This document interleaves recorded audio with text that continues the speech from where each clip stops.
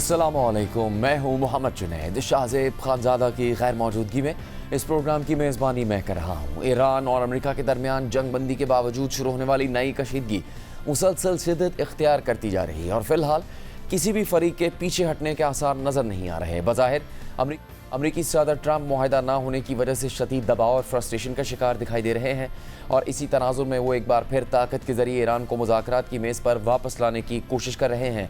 एक जानिब अमेरिका की तरफ से ईरान के अंदर फ़ौजी कार्रवाई में मुसलसल इजाफा हो रहा है और मुसलसल चौथे रोज़ भी दोनों ममालिक ने एक दूसरे के फ़ौजी अहदाफ को निशाना बनाने का दावा किया है, तो दूसरी जानिब सदर ट्रंप ईरान को आने वाले दिनों में मज़ीद शदीद हमलों की धमकियाँ दे रहे हैं। ट्रंप का कहना है कि अमरीकी कार्रवाई उस वक्त तक जारी रहेंगी जब तक ईरान दोबारा मुज़ाकरात की मेज़ पर वापस नहीं आ जाता। कल फॉक्स न्यूज़ को दिए गए एक इंटरव्यू के दौरान ट्रंप ने कहा कि हम इस हफ्ते ईरान को सख्त हमलों का निशाना बनाएंगे, हम पावर प्लांट्स और ब्रिजेस को निशाना बनाएंगे और ये हमले उस वक्त तक होंगे जब तक ईरान मुज़ाकरात की मेज़ पर वापस नहीं आ जाता। I'll save the energy targets for last, but ultimately we'll hit energy targets, yeah. But we're going to hit them very hard tonight. We're going to hit them very hard tomorrow night. We're going to hit them very hard the night after. And then next week it gets really bad for them because next week comes the power plants. Next week comes the bridges. We're going to knock out all their power plants. We're going to knock out all their bridges unless they get to the table and negotiate. Do you believe the Iranians are serious about making a deal? I think they have no choice.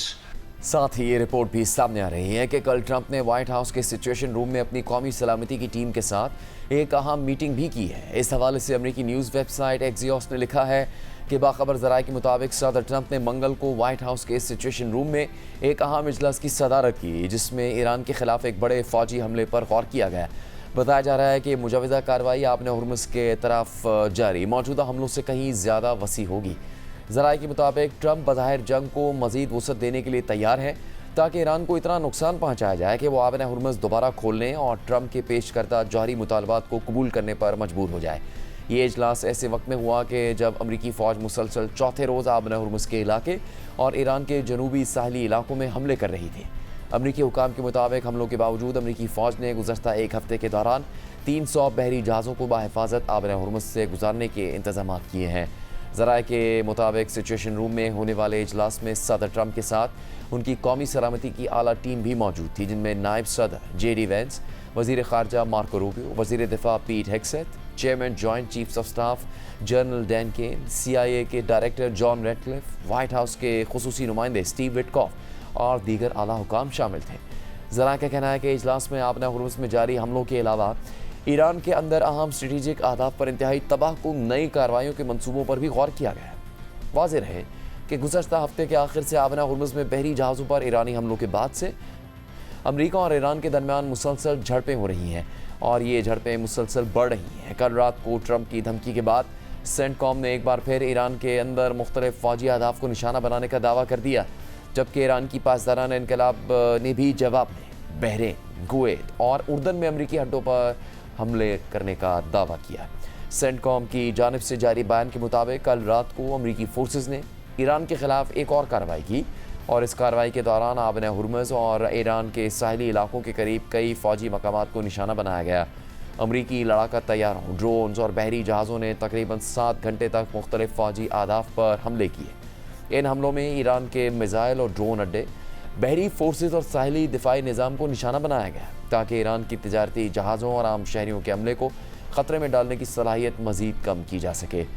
इस बयान के साथ CENTCOM ने Iran में मुबैना ईरानी फ़ौजी sites पर बड़े पैमाने पर होने वाले हमलों की वीडियो भी जारी की है। ईरान के जनूबी साहली इलाकों बंदर अब्बास और चाबहार के अलावा ईरान शहर समेत दीगर इलाकों में हालिया अमरीकी हमलों के बाद बड़े धमाके हुए हैं और इन धमाकों के बाद तबाही के मनाजिर भी सामने आए हैं। चाबहार से सामने आने वाली एक वीडियो में देखा जा सकता है कि साहिल के साथ एक कंट्रोल टावर में बहुत बड़ा धमाका होता है और धुएं का एक गहरा बादल उठता है। ईरानी हुकाम के मुताबिक हालिया कशीदगी के दौरान अब तक कम से कम 30 ईरानी सिविलियन शहीद हो चुके हैं, जबकि 200 से ज़्यादा अफराद ज़ख्मी हैं। इसके अलावा कई ईरानी फ़ौजी भी अमरीकी हमलों का निशाना बने हैं और ये रिपोर्ट भी सामने आ रही है कि ईरान के सूबे सिस्तान और बलूचिस्तान के शहर ईरान शहर में भी हालिया अमरीकी हमलों के दौरान कल रात को कम से कम 7 फ़ौजी मारे गए हैं। दूसरी जानिब ईरानी फोर्सेस ने भी कल रात को अमरीकी हमलों के जवाब में कुवैत, बहरीन और उर्दन में अमेरिका के फौजी अड्डों पर बड़े हमले किए और इन अड्डों को नुकसान पहुंचाने के बड़े बड़े दावे भी सामने आए हैं। ईरानी मीडिया के मुताबिक पासदाराना इनकलाब ने दावा किया कि उनकी फोर्सेस ने कुवैत में मौजूद अमरीकी फौजी तनसीबात पर मिसाइल्स और ड्रोन्स के जरिए एक नई कार्रवाई की है और इस कार्रवाई के तहत कई अहम फौजी तनसीबात को तबाह कर दिया गया। आज सुबह जारी किए गए अलग अलग बयानात में पासदाराना इनकलाब ने कहा है कि उनके एयरोस्पेस फोर्स और ज़मीनी फोर्स ने नए हमलों में कुवैत के इलाके मेन अब्दुल्ला में वाक़ एक तनसीब को निशाना बनाया, जो उनके मुताबिक मगरबी एशिया में अमरीकी अफवाज के लिए बुनियादी लॉजिस्टिक और सप्लाई सेंटर है। पासदाराना इनकलाब के मुताबिक ईरानी हमलों में कुवैत में कायम इस तनसीब को तबाह कर दिया गया है। इसके अलावा पासदाराना इनकलाब ने यह दावा भी किया कि हालिया मिसाइल और ड्रोन हमलों में अमेरिका के सैटेलाइट कम्युनिकेशन सेंटर्स, मिसाइल दिफाई और फ़ज़ाई दिफाई रेडार सिस्टम्स, पेट्रियट फ़ज़ाई दिफाई निज़ाम, मिलिट्री लॉजिस्टिक सेंटर्स और मिसाइल लॉन्चर प्लेटफॉर्म्स को भी निशाना बनाया गया है। ये तमाम कार्रवाइयाँ ईरान की सरजमीन पर अमरीकी फ़ौजी हमलों के जवाब में की गई हैं।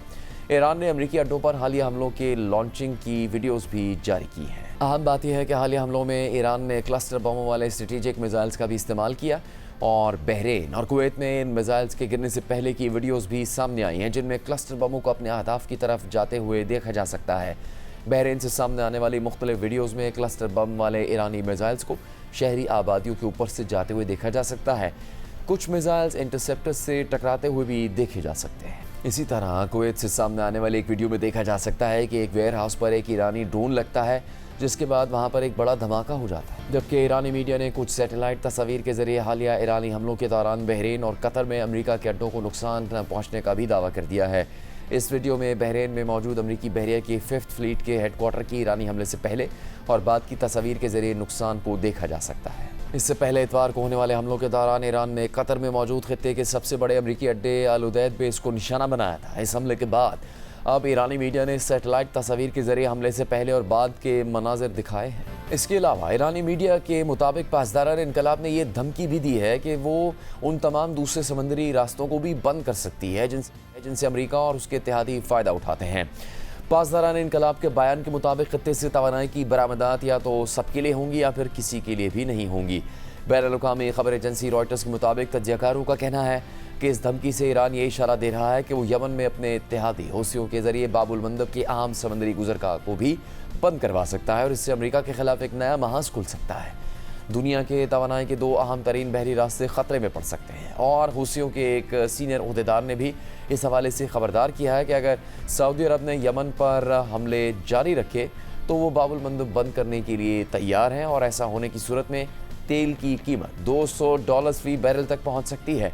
इस सारी सूरत हाल में आबना हुर्मुज़ में कशीदगी और इस अहम बहरी रास्ते की बंदिश के साथ साथ खुद अमरीकी सदर ट्रंप के मुतज़ाद और हैरान कुन बयानात ने दुनिया भर में कमर्शियल शिपिंग समेत आलमी तजारती हलकों को इंतहाई तशवीश में मुब्तला कर दिया है। अमरीकी नशियाती इदारे CNN की रिपोर्ट के मुताबिक कई बाखबर ज़राए का कहना है कि सदर ट्रंप के आबना हुर्मुज़ से गुजरने वाले बहरी जहाज़ों पर टोल टैक्स लगाने के मनसूबे ने न सिर्फ खलीजी इत्तेहादियों बल्कि अपनी हुकूमत के कई आला ओहदेदारों को भी हैरान कर दिया।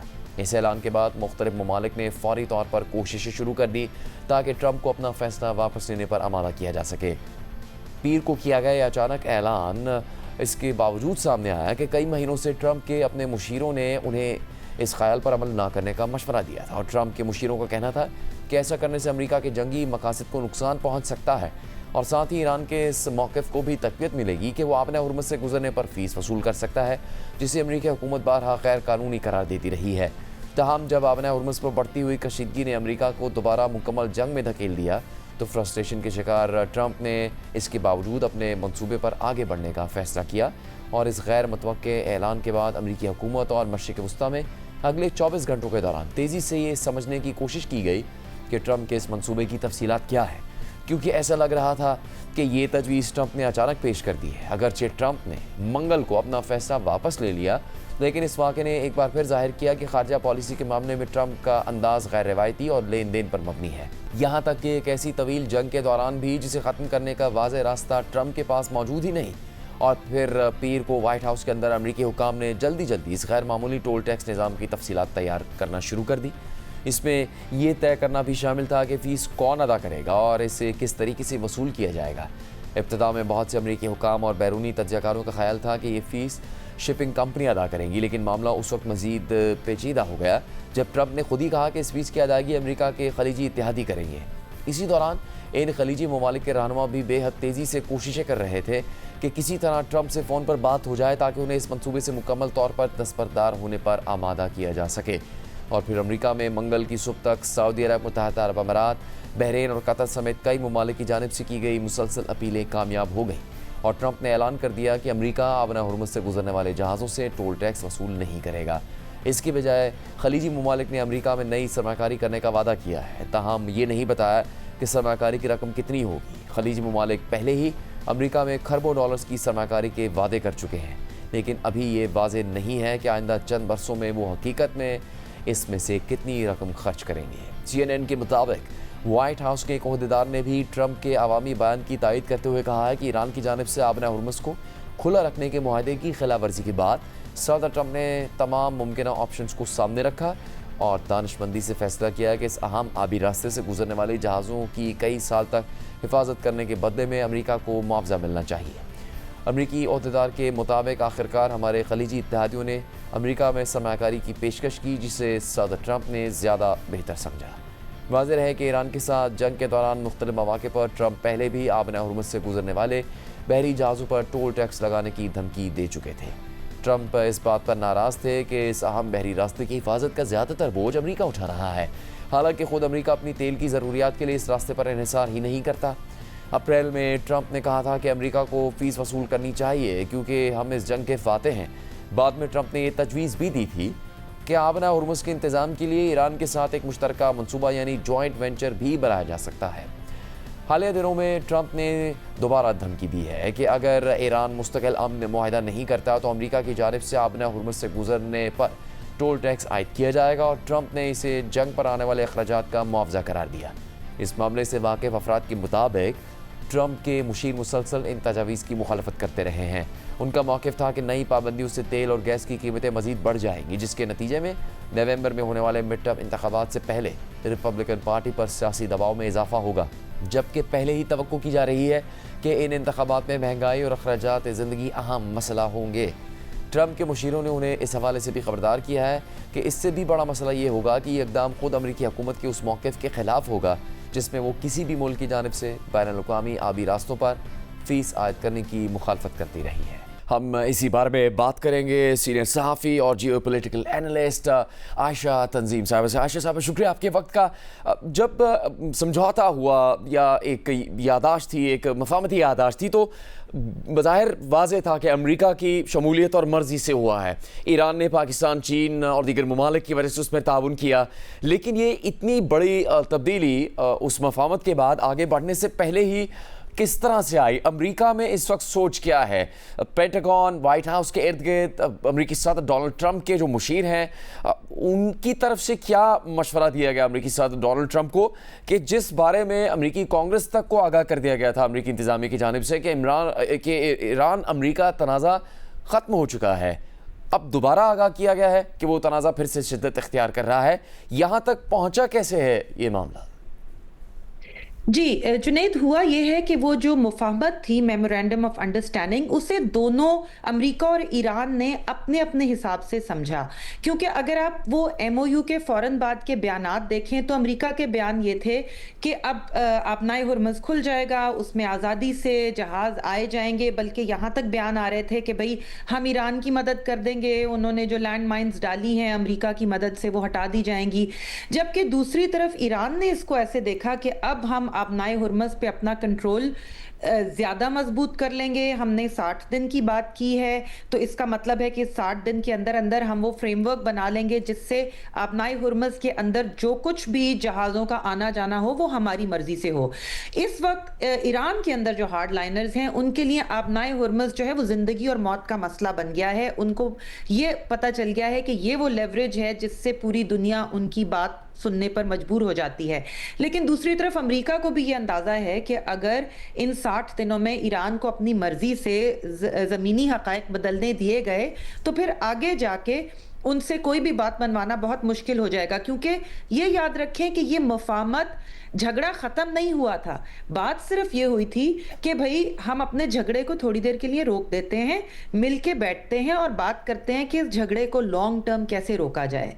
तो वो जो इनिशियल अंडरस्टैंडिंग थी वो असल में मिसअंडरस्टैंडिंग में बदल गई। तो आयशा साहिबा, अब इस वक्त जब हम देखते हैं कि जब अमेरिका की जानिब से ईरान के ख़िलाफ़ जंग शुरू की गई, तो उसके नुमाया चेहरों में जो शख्सियात थी, वज़ीर दिफा या वज़ीर जंग पीट हेगसेथ थे, मार्को रूबियो उस वक्त बहुत ज़्यादा सामने नहीं आते रहे। बाद में उन्होंने इस हवाले से अहम बयान दिए। उन्होंने ही कांग्रेस कमेटी को बताया कि ये तनाज़ा अब ख़त्म हो चुका है। क्या उस सेटअप में और अब जो नई एस्केलेशन शुरू हुई है, नई जारियत शुरू हुई है अमेरिका की तरफ से ईरान के ख़िलाफ़, उसमें कुछ तब्दीली है? यानी कोई नए चेहरे हैं, कोई नई तजवीज़ देने वाली शख्सियात हैं जो अमेरिकी सदर डोनाल्ड ट्रंप को इस बात पर रज़ामंद करने में कामयाब हुए हैं कि ईरान के ख़िलाफ़ एक बार फिर जंग शुरू करनी है? देखिए, ये एक बार फिर जंग शुरू नहीं हुई। मैं आपको यही बार बार कह रही हूँ। इस वक्त पूरी दुनिया के जो एनालिस्ट हैं वो इस जंग को no war no peace situation में देख रहे हैं।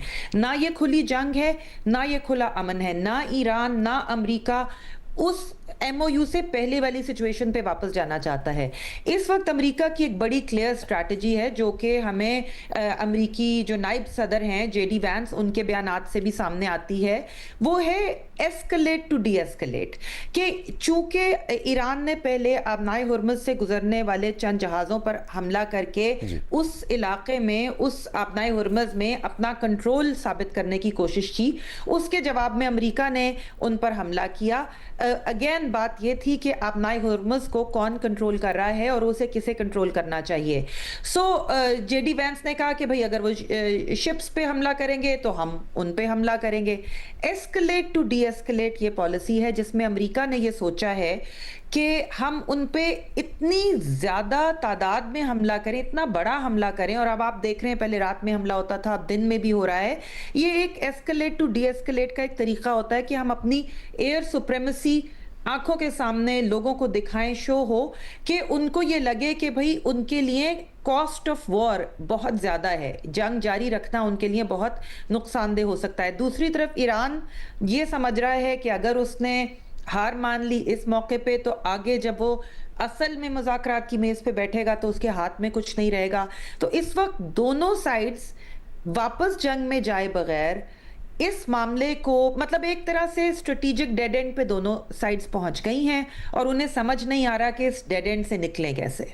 तो आयशा साहब, इन हालात में जैसे आपने बड़ी अहम बात कही कि एस्केलेट टू डी एस्केलेट, लेकिन जो अमेरिकी थिंक टैंक्स हैं, बरतानिया यूरोप में थिंक टैंक्स हैं, कई पॉलिटिकल साइंटिस्ट हैं, प्रोफेसर्स हैं, स्कॉलर जैसे रॉबर्ट एंथनी हैं यूनिवर्सिटी ऑफ शिकागो के, वो ये तजिया कर रहे हैं कि ये फरवरी और मार्च में होने वाली जो जंग की हालत थी ईरान अमेरिका की, उससे मुख्तलिफ भी हो सकती है और उससे इसकी शिद्दत भी ज़्यादा हो सकती है। यानी ये ऑप्शन ज़ेर गौर है अमेरिका में कि ग्राउंड फोर्सेस के बारे में हिकमत अमली पर अमल करने के लिए सोचा जाए या इस पर कदम आगे बढ़ाया जाए। क्या ये सिर्फ एक ऑप्शन की हद तक होगा या इस पर अमल दरामद भी होता आपको नज़र आ रहा है?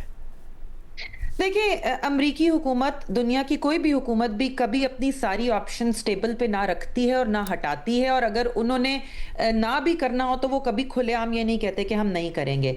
ग्राउंड फोर्सेस भेजने के खिलाफ अमेरिका में काफ़ी रेजिस्टेंस है, मुज़ाहमत है कि ग्राउंड फोर्सेस ना भेजी जाएं।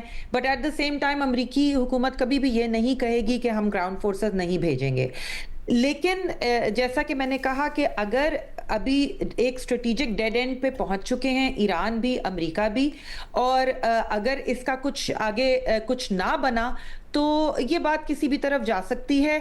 लेकिन मैंने जितना भी एनालिसिस पढ़ा है उसमें ईरान और अमेरिका दोनों की कोशिश है कि इसको कंटेन किया जाए। दूसरी साइड को, जिसको कि अंग्रेजी में गेम ऑफ चिकन कहते हैं ना, कि पहले कौन पलक झपकेगा, लेकिन इसको कंटेन किया जाए क्योंकि अमेरिका नहीं चाहता। देखें, जैसे ही खुली वॉर शुरू होगी, अभी अमेरिका में इस नए कॉन्फ्लिक्ट के बावजूद पेट्रोल की कीमतें उस तरह नहीं बढ़ी। अभी मैंने प्रोग्राम से थोड़ी देर पहले चेक किया तो $80 पर बैरल से कम ही था।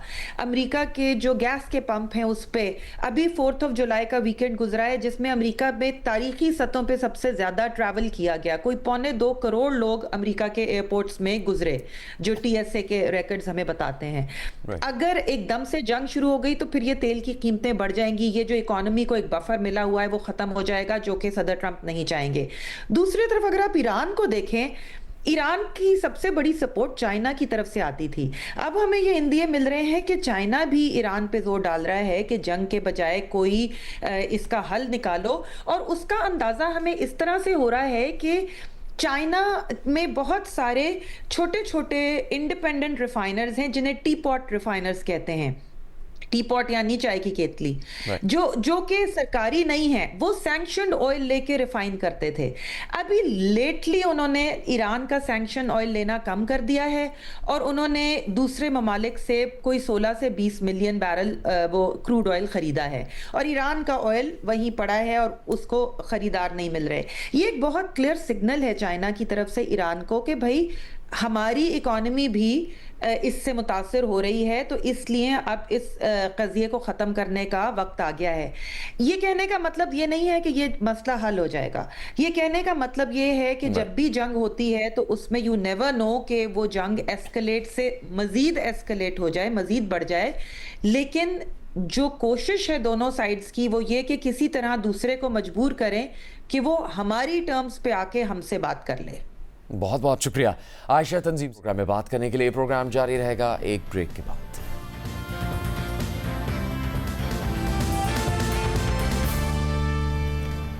ब्रेक के बाद प्रोग्राम में एक बार फिर खुशामदीद। बॉलीवुड, जिसकी बड़ी हद तक पहचान ये थी कि फिल्मों के जरिए प्रोग्रेसिव राइटर्स और फिल्म साज निज़ाम को चैलेंज करते थे और तख्लीकी और गैर रिवायती मौज़ूआत को ज़ेर बहस लाकर माशरे की खराबियों की निशानदेही करते थे। लेकिन अब बहुत कुछ तब्दील हो चुका है।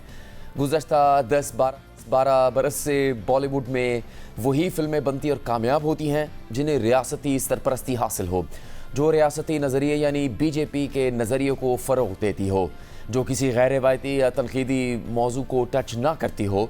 और यही वजह है कि इन चंद सालों में दीगर तख्लीकी और रायामा के शोबों की तरह बॉलीवुड भी बीजेपी का प्रोपेगेंडा टूल और तशहीरी विंग बनकर रह गया है। बड़े बड़े बॉलीवुड स्टार्स भी इसी काम में लग गए हैं और कुछ स्टार्स तो पूरी तरह से बीजेपी और आरएसएस के रंग में रंग गए हैं, जिनमें से एक बहुत बड़े फिल्म स्टार के हवाले से भारतीय न्यूज़ वेबसाइट न्यूज़ लॉन्ड्री में एक दिलचस्प रिपोर्ट शाया हुई है। ये रिपोर्ट भी आपके सामने रखेंगे, तो हम इससे पहले बात करेंगे बॉलीवुड में आने वाली तब्दीलियों की। बॉलीवुड में कुछ सालों से ऐसी फिल्मों की तादाद में काफ़ी ज़्यादा इजाफा देखा जा रहा है जिनके मौज़ूआत भारत में रहने वाले मुसलमानों के खिलाफ नफरत या पाकिस्तान से दुश्मनी के गिर्द घूमते हैं। फिर इन फिल्मों में प्रोपेगेंडा और झूठी कहानियों की भरमार होती है और हक़ाइक़ को पूरी तरह से मस्ख़ करके पेश किया जाता है, क्योंकि जितनी बड़ी प्रोपेगेंडा फिल्म होती है उतनी ही उसे रियासती सपोर्ट हासिल होती है और ख़ुद हुकूमत इस फिल्म को कामयाब करवाने के लिए पेश होती है। लेकिन अगर कोई फिल्मसाज और फिल्मी सितारा इस दायरे से बाहर निकलने और कोई तनकीदी या प्रोग्रेसिव फिल्म बनाने की जुर्रत करता है तो रियासत इस फिल्म के रास्ते में रुकावटें खड़ी करती है। सेंसर बोर्ड से सर्टिफिकेट देने में ताख़ीर की जाती है और अगर फिर भी रिलीज़ हो गई तो ऐसी फिल्मों को चलने नहीं दिया जाता और दबाव डालकर सिनेमा या OTT प्लेटफॉर्म से फौरी तौर पर उतरवा दिया जाता है, जिससे फिल्मसाजों की मेहनत ही ज़ाया नहीं होती बल्कि करोड़ों रुपए का नुकसान भी हो जाता है। पूरी फिल्म इंडस्ट्री के लिए सब कुछ एक वाज़ेह पैगाम भी होता है। भारतीय पंजाब में 1980 और 1990 की दहाई के तल्ख तारीख़ी हक़ाइक़, मावराए अदालत कत्ल और हज़ारों लावारिस लाशों की डॉक्यूमेंटेशन पर मबनी फिल्म सतलुज के साथ भी यही कुछ किया गया है। लेकिन फिल्म को आवाम तक पहुंचने से रोकने की कोशिश नाकाम हो रही है। तकरीबन 4 सालों तक रिलीज़ में मुश्किलात खड़ी करने के बाद बिलाखिर रवा महीने इस फिल्म को OTT प्लेटफॉर्म पर रिलीज़ करने की इजाज़त दी गई थी, मगर फिर रिलीज़ के 2 दिन बाद ही OTT प्लेटफॉर्म ZEE5 से सतलुज को हटवा दिया गया। लेकिन भारतीय हुकूमत के इसी इक़दाम ने उल्टा असर दिखाया है और भारत में ही नहीं बल्कि भारत के बाहर भी सतलुज के हवाले से फिल्म बिनों की दिलचस्पी मज़ीद बढ़ रही है। फिल्म की शोहरत और तजस्सुस में इजाफा होता जा रहा है। भारतीय पंजाब से ताल्लुक़ रखने वाले इंसानी हकूक़ के मारूफ कारकुन जसवंत सिंह खालड़ा की ज़िंदगी और जद्दोजहद पर बनने वाली इस फिल्म का इब्तदाई नाम तो पंजाब 95 था, मगर रिलीज़ से जुड़े तनाज़ात और सेंसर बोर्ड के एतराज़ात की वजह से इसे सतलुज के नाम से रवा महीने 3 जून को OTT प्लेटफॉर्म ZEE5 से रिलीज़ किया गया था। लेकिन 6 जून को यानी 2 दिन बाद ही भारतीय हुकूमत ने फिल्म को OTT प्लेटफॉर्म से हटवा दिया और तब ये सवाल उठा कि आखिर भारतीय हुकूमत और सेंसर बोर्ड को इस फिल्म से मसला क्या है और क्यों फिल्म के आवाम तक पहुंचने में रुकावट डाली जा रही है। ये फिल्म उस दौर की कहानियों पर मबनी है कि जब भारतीय पंजाब में खालिस्तान तहरीक जोर पकड़ रही थी और जवाब में रियासती क्रैकडाउन में शिद्दत आ गई थी और सिखों को बदतरीन रियासती जबर का सामना था। किसी भी सिख को गद्दार करार देकर पुलिस उठा लेती थी और फिर वो कभी घर वापस नहीं आता था या उसे लावारिस लाश करार देकर जला दिया जाता था। यहाँ तक कि गुरुद्वारे भी इस क्रैकडाउन से महफूज नहीं थे। 1984 में अमृतसर में सिखों के मुकद्दस मकाम गोल्डन टेम्पल पर कांग्रेस के दौरे हुकूमत में मिलिट्री ऑपरेशन तक किया गया था, जिसे ऑपरेशन ब्लू स्टार के नाम से जाना जाता है। इस ऑपरेशन में सैकड़ों हलाकतें हुई थी। पंजाब के सिखों के खिलाफ होने वाले इसी क्रैकडाउन के दौरान इंसानी हकूक़ की खिलाफ वर्जियाँ फिल्म सतलुज का मौजू है। फिल्म में मारूफ बॉलीवुड अदाकार दिलजीत दोसांझ ने human rights activist Jaswant Singh Khalra का किरदार अदा किया है। जसवंत सिंह खालड़ा ने 1984 से 1994 तक 10 साल के शमशान घाटों में लाए गए हज़ारों लावारिस लाशों को डॉक्यूमेंट किया और उनकी शनाख्त का पता लगाया। पंजाब पुलिस के खिलाफ एक अवामी आगाही मुहिम शुरू की और हुकूमत से जवाब मांगा, मगर फिर इसी दौरान वो खुद भी रियासती जबर का शिकार हो गए। 1995 में जसवंत सिंह खालड़ा को अमृतसर में उनके घर से अगवा कर लिया गया और दौरान हिरासत उन्हें कत्ल करके एक नहर में फेंक दिया गया। इस कत्ल का इल्ज़ाम भी पंजाब पुलिस पर ही लगाया जाता है। जसवंत सिंह के केस की तहकीकात भारत की तहकीकाती एजेंसी CBI ने की थी। BBC के मुताबिक भारतीय अदालत में CBI की जानिब से ये बताया गया था कि जसवंत सिंह खालड़ा इंसानी हकूक़ के कारकुन थे। CBI के मुताबिक 1980 और 1990 की दहाइयों में भारतीय पंजाब बेअमनी के साथ साथ पुलिस ज़्यादतियों, हिरासत में अमवात और मुबैना फ़र्जी पुलिस मुकाबलों के वाक़यात की वजह से मुसलसल ज़ेर बहस रहा। इंसानी हकूक़ के कारकुन जसवंत सिंह खालड़ा ने जून 1984 से दिसंबर 1994 के दरमियान 3 शमशान घाटों में मिलने वाली नामालूम लाशों की तफसीलात आम की थी। उनका दावा था कि ये लावारिस लाशें पुलिस की गैर कानूनी कार्रवाइयों की गवाह हैं। जसवंत सिंह खालड़ा के इस दावे को इस हकीकत से तक़वियत मिली कि उनमें से बेशतर लाशें पुलिस ही शमशान घाटों तक लाई थी। CBI की रिपोर्ट में कहा गया कि मकामी पुलिस को ये पसंद नहीं आया और उसने जसवंत सिंह खालड़ा के अगवा की साजिश रची और इसी मुजरिमाना साजिश के तहत मकामी पुलिस अफसरान ने 6 सितंबर 1995 को अमृतसर के घर से जसवंत सिंह खालड़ा को अगवा कर लिया। उन्हें गैर कानूनी हिरासत में रखने के बाद कत्ल कर दिया गया और उनकी लाश एक नहर में फेंक दी गई। जसवंत सिंह खालड़ा की यही कहानी फिल्म सतलुज में दिखाई गई है और शायद हक़ाइक़ और वाक़यात भारतीय रियासत को पसंद नहीं आए। 3 साल तक रिलीज़ रुकवाए रखने के बाद अब OTT प्लेटफॉर्म पर भी ये फिल्म चलने नहीं दी गई। को फिल्म हटाए जाने के बाद OTT प्लेटफॉर्म ZEE5 ने इंस्टाग्राम पर अपने मौक़िफ़ में बताया कि सतलुज को रिलीज़ होने के बाद से गैर मामूली रिस्पांस मिल रहा है। हम हर उस व्यूअर के बहुत ज़्यादा शुक्रगुजार हैं जिसने ये फिल्म देखी और इसे सपोर्ट किया। आपकी मोहब्बत और ताउन हमारे लिए बहुत मायने रखता है।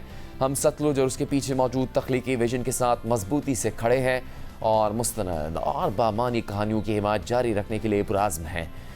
मौजूदा पेशरफ्त के तनाजुर में सतलुज अगले नोटिस तक भारत में दस्तयाब नहीं होगी। फिल्म को जल्द अज जल्द दोबारा आप तक पहुंचाने के लिए हम हर मुमकिन कानूनी तरीका इख्तियार करेंगे। इसके अलावा फिल्म के लीड अदाकार दिलजीत दोसांझ ने अपने रद्दअमल में कहा कि उन्हें तसल्ली है कि फ़िल्म घर घर पहुंच चुकी है, लोगों ने डाउनलोड भी कर ली है, यूथ फिल्म पर बात कर रही है और हम सब यही चाहते थे कि फ़िल्म आप तक पहुंच जाए। ਦਾ ਮੈਨੂੰ ਸ਼ੁੱਕਰਵਾਰ ਨੂੰ ਹੀ ਪਤਾ ਸੀ ਵੀ ਸ਼ਾਇਦ ਇਦਾਂ ਹੋ ਸਕਦੀ ਹੈ, ਜਿਹੜੀ ਗੱਲ ਮੇਰੇ ਆਲਰੇਡੀ ਦਿਮਾਗ 'ਚ ਸੀ। ਤੋ ਕੋਈ ਸ਼ੌਕ ਵਾਲੀ ਗੱਲ ਨਹੀਂ, ਪਰ ਹੁਣ ਮੈਨੂੰ ਇਸ ਗੱਲ ਦੀ ਤਸੱਲੀ ਹੈ ਕਿ ਫਿਲਮ ਜਿਹੜੀ ਉਹ ਘਰ ਘਰ ਪਹੁੰਚ ਚੁੱਕੀ ਹੈ। ਤੁਹਾਡੇ ਕੋਲ ਆ ਫਿਲਮ, ਲੋਕਾਂ ਨੇ ਫਿਲਮ ਡਾਊਨਲੋਡ ਵੀ ਕਰ ਲਈ ਹੈ ਤੇ ਅੱਜ ਜਿਹੜੇ ਹੁਣ ਨਵਾਂ ਯੂਥ ਆ ਉਹ ਫਿਲਮ ਦੀ ਗੱਲ ਵੀ ਕਰ ਰਿਹਾ। ਗੁਰਦੁਆਰਾ ਸਾਹਿਬ ਦੇ ਵਿੱਚ ਫਿਲਮ ਨੂੰ ਦਿਖਾਇਆ ਵੀ ਜਾ ਰਿਹਾ। ਸੋ ਹੁਣ ਮੈਨੂੰ ਇਸ ਗੱਲ ਦੀ ਤਸੱਲੀ ਹੈ ਕਿ ਫਿਲਮ ਤੁਹਾਡੇ ਤੱਕ ਪਹੁੰਚ ਗਈ ਹੈ। ਤੁਹਾਡੀ ਆਪਣੀ ਫਿਲਮ ਹੈ, ਤੁਸੀਂ जिद्दां देखना चाहो तुसीं देख सकते हैं। दिलजीत दोसांझ की बात दुरुस्त साबित हो रही है। भारतीय हुकूमत और सेंसर बोर्ड ने फिल्म सतलुज को आवाम तक पहुंचने से रोकने की भरपूर कोशिश की, मगर फिल्म को तवक्को से ज़्यादा पजीराई मिल रही है और आवाम ने अपनी मदद आपके तहत फिल्म देखने का हल ढूंढ निकाला है। भारतीय पंजाब में मुख्तलिफ अवामी मकामात और गुरुद्वारों के आसपास कम्यूनिटी स्क्रीन्स में सतलुज दिखाने का एहतमाम किया गया है और मुंतज़मीन हुकूमती सेंसरशिप को नज़रअंदाज करके ज़्यादा से ज़्यादा लोगों तक फिल्म की कहानी पहुंचाने की कोशिश करते नज़र आ रहे हैं। इसी तरह की वीडियोस और तस्वीर सोशल मीडिया पर वायरल हो रही हैं, लेकिन भारतीय अखबार टाइम्स ऑफ इंडिया के मुताबिक भारतीय हुकूमत सतलुज की गैर कानूनी स्क्रीनिंग करने वाले अफराद के खिलाफ एक्शन लेने पर गौर कर रही है।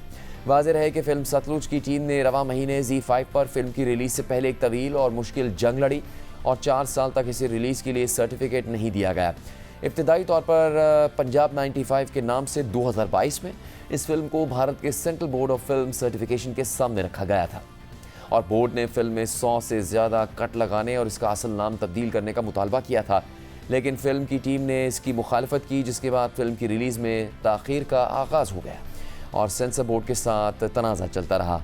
फिर एक मौके पर फिल्म के डायरेक्टर और प्रोड्यूसर हनी तिरेहन ने हुकूमती दबाव के बारे में बात करते हुए भारतीय फिल्म न्यूज़ वेबसाइट को बताया कि उनकी टीम पर फिल्म को ज़ाया करने के लिए दबाव डाला जा रहा है और ये दबाव ख़ास तौर पर मरकज़ी हुकूमत की जानिब से डाला जा रहा है। तहम रवां महीने जब फिल्म को सतलुज के नाम से रिलीज़ किया गया तो बहस शुरू हो गई कि फ़िल्म के नाम की तरह कहानी में भी सेंसर बोर्ड के कहने पर तब्दीलियाँ की गई हैं। तो हिदायतकार हनी तिरेहन ने अपने इंस्टाग्राम वीडियो में वजाहत करते हुए कहा कि सिर्फ फिल्म का नाम तब्दील किया गया है, फिल्म की कहानी में कोई तब्दीली नहीं की गई और वैसे ही रिलीज़ की गई है जैसे कि फिल्म बनाई गई थी। भारतीय हुकूमत, बीजेपी के हामियों और उस दौर में पंजाब में पुलिस की कार्रवाइयों के हामियों को तो ये फिल्म पसंद नहीं आ रही। कोई इसे आधा सच करार दे रहा है, कोई इसे प्रोपेगेंडा करार दे रहा है, तो कोई इसे भारतीय रियासत को बदनाम करने की साजिश और नेशनल सिक्योरिटी का मसला भी करार दे रहा है।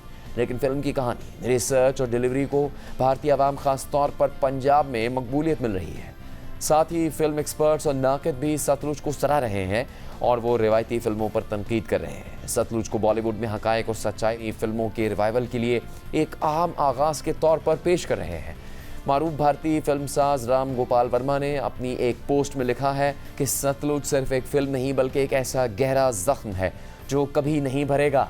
ये फिल्म हमारी तारीख़ के एक नहायत तारीख बाब की तल्ख़ हकीकत को फिर से सामने ले आती है। ये एक ऐसी फिल्म है जिसमें सिनेमा को हकीकत का सामना करने के लिए इस्तेमाल किया गया है।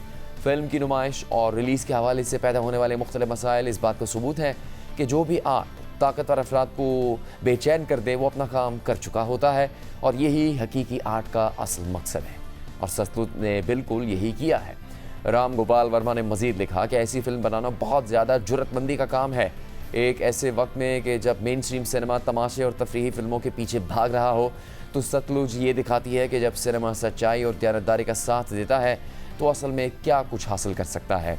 सतलुज ऐसी फिल्म है जिसे देखा जाना चाहिए, दिखाया जाना चाहिए, इस पर गुफ्तगू होनी चाहिए, इस पर बहस होनी चाहिए, ना कि फिल्म के विक्टिम्स की तरह इसका भी इनकाउंटर कर दिया जाए। राम गोपाल वर्मा ने आखिर में लिखा कि उनकी तमाम बाख्तियार लोगों से अपील है कि सतलुज के साथ वो ना करें जो जसवंत सिंह खालड़ा के साथ किया गया। जब सच्चाई को छुपाने की कोशिश की जाती है तो वो और ज़्यादा शिद्दत से सामने आती है। इसके अलावा इसी सूरत हाल पर तबसरा करते हुए मारूफ भारतीय सहाफ़ी राना अयूब ने अपनी एक एक्स पोस्ट में लिखा है कि ये भारत में आज़ादी इज़हार राय की मौजूदा हालत है। नफ़रत और प्रोपेगेंडा फैलाने वाली फिल्मों को टैक्स से मुस्तस्ना करार दिया जाता है, जबकि हकीकत को बेनकाब करने वाली फिल्मों पर पाबंदी लगा दी जाती है। दुनिया की सबसे बड़ी जमहूरियत में खुशामदीद। सतलुज जैसी फिल्मों को एक के बाद एक रुकावट से गुजरना पड़ रहा है, लेकिन हालिया बरसों में भारत में प्रोपेगेंडा और नफरत फैलाने वाली फिल्मों को खुला मैदान दिया गया और रियासती सरपरस्ती में ऐसी फिल्मों को कामयाब करवाया गया। ऐसी फिल्में बनाने वाले फिल्मसाजों और फिल्मी सितारों की हौसला अफजाई की गई। धुरंधर, कश्मीर फाइल्स, केरला स्टोरी और आर्टिकल 370 जैसी प्रोपेगेंडा और हक़ाइक़ मस्ख़ करके बनाई गई फिल्मों को ऐसे पेश किया गया जैसे ये हक़ाइक़ पर मबनी हो, क्योंकि इन फिल्मों में सिर्फ मोदी हुकूमत और बीजेपी के बयानियों को फ़रोग़ दिया गया था। नरेंद्र मोदी को भारत के मसीहा के तौर पर पेश किया गया है ताकि उसका उन्हें सियासी फ़ायदा हो। वैसे तो पाकिस्तान मुखालिफ फिल्में बॉलीवुड में पहले भी बना करती थी, लेकिन मोदी हुकूमत में ऐसी फिल्मों की तादाद में मुसलसल इजाफा होता जा रहा है। साथ ही पहली बार भारत में बसने वाले मुसलमानों तक को निशाना बनाया जा रहा है और इस तरह की फिल्मों की रेस लगी हुई है। मुसलमानों को निशाना बनाती प्रोपेगेंडा फिल्म दी केरला स्टोरी का जब ट्रेलर रिलीज़ हुआ तो उसमें दावा किया गया कि फिल्म केरला से ताल्लुक़ रखने वाली उन 32,000 ख़वातीन की कहानी है जो मज़हब तब्दील करके दाइश के लिए काम करते हुए पकड़ी या मारी गई थी। मगर हकीकत में केरला से ताल्लुक़ रखने वाली सिर्फ 3 ख़वातीन का इस हवाले से किरदार सामने आया था, लेकिन इस फिल्म में इन आदाद शुमार को 3 से बढ़ाकर 32,000 कर दिया गया था और इसके गिर्द इतना बड़ा तनाज़ा खड़ा हुआ कि मगरबी बंगाल रियासत ने केरला स्टोरी को दिखाए जाने पर पाबंदी लगा दी थी। ये मामला भारतीय सुप्रीम कोर्ट तक पहुंच गया था। भारतीय सुप्रीम कोर्ट ने फिल्म के प्रोड्यूसर को इस शर्त पर फिल्म की नुमाइश की इजाज़त दी थी कि वो फिल्म से पहले ये डिस्क्लेमर देंगे कि उनके पास 32,000 ख़वातीन के इस्लाम कबूल करने और दाइश में शामिल होने के हवाले से कोई मुसद्दक़ा मालूमात नहीं है और ये एक फिक्शनल फिल्म है। मगर इसके बावजूद केरला स्टोरी फिल्म की तशहीर भी खुद भारतीय वज़ीर आज़म नरेंद्र मोदी ने की और अपनी इंतखाबी तकरीर में इसकी तशहीर की। आतंकी साजिश पर बनी फिल्म केरला स्टोरी, ये केरला स्टोरी की इन दिनों काफी चर्चा है।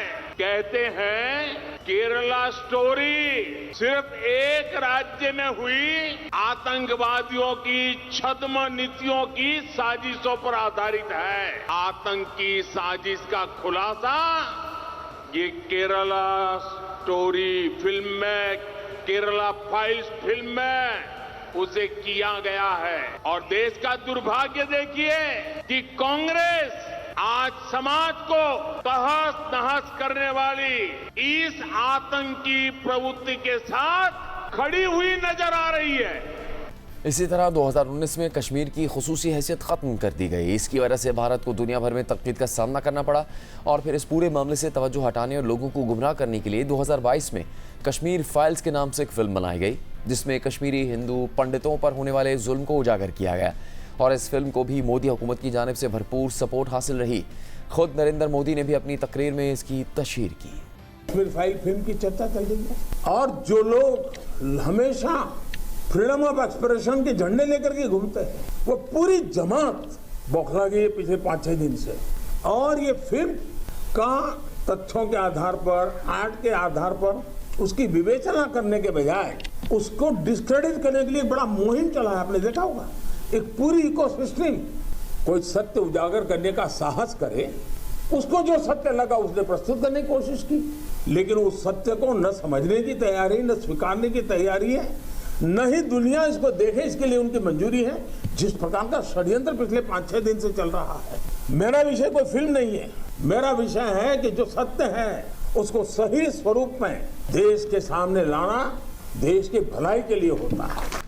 कश्मीर की खुसूसी हैसियत और वहाँ पर भारतीय फौज के मजालिम को छुपाने के लिए एक और फिल्म आर्टिकल 370 बनाई गई। दिलचस्प बात यह है कि फिल्म फरवरी 2024 में रिलीज हुई थी, यानी भारतीय इलेक्शन से तकरीबन 2 माह पहले, और नरेंद्र मोदी ने इस फिल्म की तशहीर भी खुद अपनी तकरीर में की थी। सुना है शायद इसी हफ्ते ये 370 को लेकर के कोई फिल्म आने वाली है। मुझे लगता है आपका जय जयकार होने वाला है पूरे देश में। मुझे पता नहीं है फिल्म कैसी है, अच्छा है, लोगों को सही जानकारी मिलने में काम आएगी। साथियों, ये 370 की ताकत देखिए। 370 जाने के कारण आज मैंने हिम्मत के साथ देशवासियों को कहा है कि अगले चुनाव में भाजपा को 370 दीजिए और एनडीए को 400 पार कर दीजिए।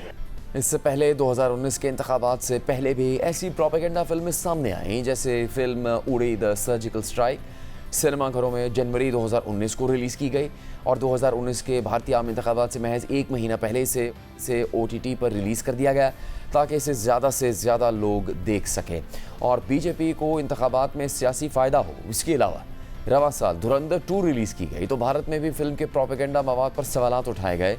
खुद नरेंद्र मोदी फिल्म के दिफा में आ गए और एक जलसे में कहा कि ऑपोजिशन धुरंधर, कश्मीर फाइल्स, केरला स्टोरी सबके बारे में झूठ फैला रही है। केरलम फाइल्स आई फिल्म तो भी बोलने लगे सब झूठ है। कश्मीर फाइल आई तो बोलने लगे सब झूठ है। धुरंधर फिल्म आई तो बोलने लगे झूठ है। कुछ भी करो बता देना, झूठ फैला देना। ये झूठ फैलाने का कारोबार लेके बैठे हुए हैं। बॉलीवुड में प्रोपेगेंडा फिल्मों का सिलसिला तेज हो गया है। मारूफ फिल्म स्टार अजय देवगन की मकबूजा कश्मीर के हवाले से बनाई गई फिल्म चौहान का टीजर रिलीज किया गया है। ये फिल्म नरेंद्र मोदी के दोस्त मुकेश अंबानी के प्रोडक्शन हाउस के बैनर तले बनाई गई है और ये फिल्म भी रिलीज से पहले ही मुतनाज़ हो गई है। फिल्म के टीजर को देखकर अंदाज़ा होता है कि इसमें कश्मीर में भारतीय फौज के मजालिम को जस्टिफाई करने की कोशिश की गई है और पैलेट गन के नुकसान तक को डाइल्यूट किया गया है। पैलेट गन से होने वाले नुकसान के लिए लिमिटेड डैमेज का लफ्ज़ इस्तेमाल किया गया है। इस प्रोपेगेंडा फिल्म की रिलीज से पहले ही मकबूजा कश्मीर में पैलेट गन के मुतासरीन शदीद गम और गुस्से का इजहार कर रहे हैं। अब सवाल यह है कि वो बॉलीवुड जो एक ज़माने में तनकीदी फिल्मसाजी से मुतालिक मशहूर था, वो आज हिंदुत्व नज़रिए और हुकूमती बयानिए को तक़वियत देने के लिए फिल्में क्यों बना रहा है। इसका जवाब यह है कि बॉलीवुड में भारतीय जनता पार्टी ने तनकीदी आवाज़ों को दबा दिया है और अपने इक़दाम से वाज़ेह पैगाम दिया है कि कोई तनकीदी फिल्म बर्दाश्त नहीं की जाएगी। इसी पैगाम के ज़रिए बड़े बड़े फिल्मी सितारों की आवाज़ों को खामोश कर दिया गया है। कई फिल्म स्टार्स के मुसलमान होने पर तनकीद की गई, कई फिल्म स्टार्स की हुब्बुल वतनी पर सवाल उठा दिया गया, उन्हें डराया धमकाया गया, जिसके बाद वो सब खामोश हो गए या फिर मोदी हुकूमत और नरेंद्र मोदी के गुण गा रहे हैं। यहाँ तक कि संजय दत्त की हालिया रिलीज़ होने वाली फिल्म आखिरी सवाल हिंदू इंतहा पसंद तंजीम RSS के बारे में है। फिल्म में संजय दत्त RSS के कारकुन और नज़रियात के डिफेंडर का किरदार अदा कर रहे हैं। भारतीय वेबसाइट न्यूज़ लॉन्ड्री ने संजय दत्त समेत कई दीगर स्टार्स के हवाले से रिपोर्ट तैयार की है और RSS और BJP की नुमाइंदगी करने वाले ज़ाफ़रानी रंग में रंगने से तशबीह दी है। संजय दत्त के सोशल मीडिया को देखकर लगता है जैसे वो ज़ाफ़रानी रंग की यादों का एक मजमुआ हो। इनके सोशल मीडिया पर हिंदू इंतहा पसंद लीडर और UP के वज़ीर आला योगी आदित्यनाथ के साथ तस्वीर भी मौजूद है। नरेंद्र मोदी को सालगिरह की मुबारकबाद की पोस्ट मौजूद है। संजय दत्त की सोशल मीडिया पर अपनी नई फिल्म की प्रमोशन भी की गई है, जो कि RSS की 100 साला तकरीबात पर मबनी है। फिल्म में उनका किरदार अपने RSS नज़रिए का इजहार करते हुए कहता है कि स्वयं सेवक के दिल में शंका नहीं शंकर बसते हैं। पर्दे पर भी और हकीकी ज़िंदगी में भी संजय दत्त ज़ाफ़रानी रंग के साथ काफ़ी ज़्यादा हम आहंग नजर आते हैं, मगर एक बात मुख्तलिफ है, उनके वालिद 5 मरतबा कांग्रेस के रुकने पार्लियामेंट रहे, जिन्होंने अपनी पूरी ज़िंदगी फ़रका वाराना तकसीम को ख़त्म करने की कोशिश में गुजार दी। उनकी बहन भी कांग्रेस की रुकने पार्लियामेंट रह चुकी हैं। ख़ुद संजय दत्त ने सोशलिस्ट जमात समाजवादी पार्टी के टिकट पर इलेक्शन लड़ा। उन्होंने एक जलसे में कहा था कि पुलिस ने उन्हें इसलिए तशद्दुद का निशाना बनाया क्योंकि उनकी वालदा मुसलमान थी।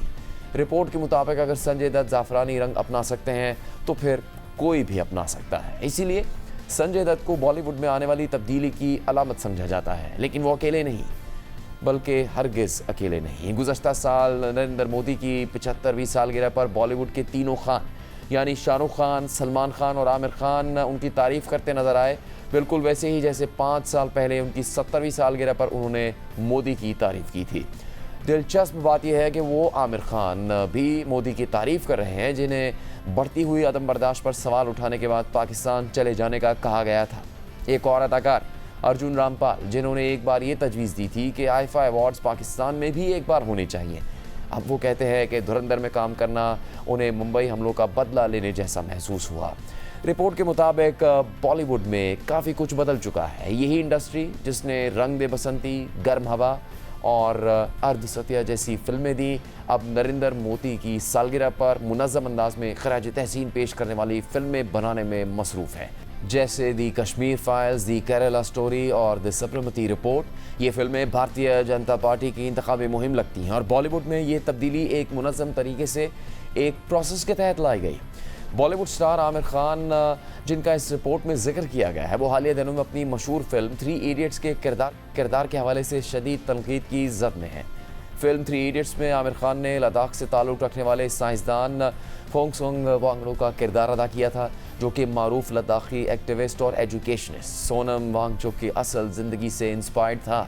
फिल्म में तो आमिर खान ने सोनम वांगचुक को ट्रिब्यूट पेश किया, लेकिन असल ज़िंदगी में उनकी खामोशी उनके लिए ताना बन गई है। सोनम वांगचुक गुज़श्ता 18 दिनों से भारत के एजुकेशन सिस्टम में खराबियों के खिलाफ एहतजाज करते हुए भूख हड़ताल पर है और भारतीय वज़ीर तालीम के इस्तीफ़े का मुतालबा कर रहे हैं, लेकिन आमिर खान ने उनकी हिमायत में एक लफ्ज़ भी नहीं बोला और मुकम्मल खामोश है। लेकिन फिल्म 3 इडियट्स में पोंगसोंग वांगडो के हरीफ चतुर का किरदार अदा करने वाले अदाकार ओमी वेदिया ने सोनम वांगचुक के लिए आवाज़ उठाई है। Hello idiots, Pehchana. This is Omi Vedya, Chatur from 3 Idiots.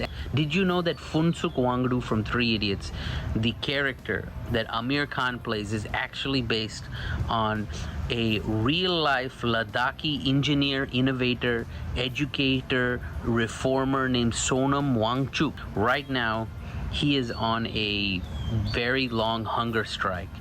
It's over many weeks and his blood sugar has gone down very much. I don't know if you've heard about this. I don't know if the media is reporting this, but this is a pretty important thing. Now, why is he on the hunger strike?